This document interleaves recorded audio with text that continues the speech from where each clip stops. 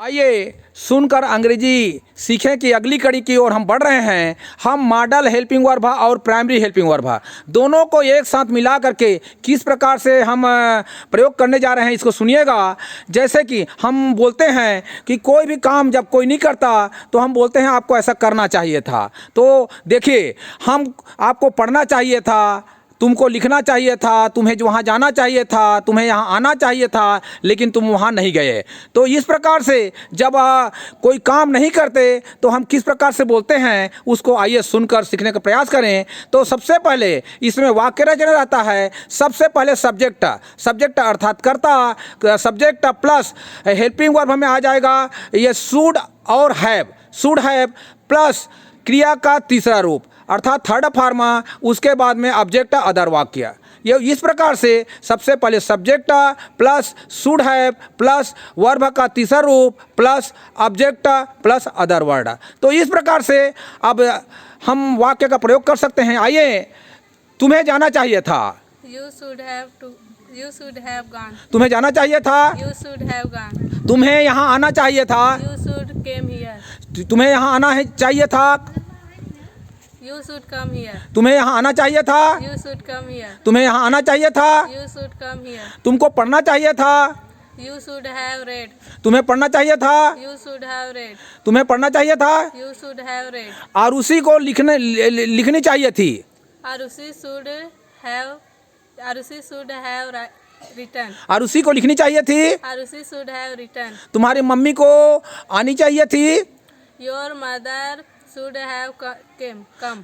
तुम्हारे मम्मी को यहाँ आना चाहिए थी। Your mother should have come.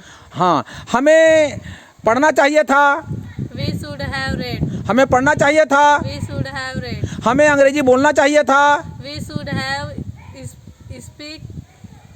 spoken English. हमें अंग्रेजी बोलना चाहिए था, We should have spoken English. तुम्हें अंग्रेजी सीखनी चाहिए थी, Sir, तुम्हें अंग्रेजी सीखनी चाहिए थी, you should have learned the English. तुम्हें अंग्रेजी सीखनी चाहिए थी, You should have learned the English. तुम्हें अंग्रेजी सीखनी चाहिए थी, You should have learned the English. तुम्हें कबड्डी खेलनी चाहिए थी, You should have played kabaddi. तुम्हें कबड्डी खेलनी चाहिए थी। You should have played kabaddi. तो इस प्रकार से देखें कि जो काम किए नहीं रहता उसको जब हमको पता चलता है तो हम किस प्रकार से बोलते हैं आपको पढ़नी चाहिए थी, आपको लिखनी चाहिए थी, आपको यहाँ आना चाहिए था, तुम्हें ऐसा करना चाहिए था।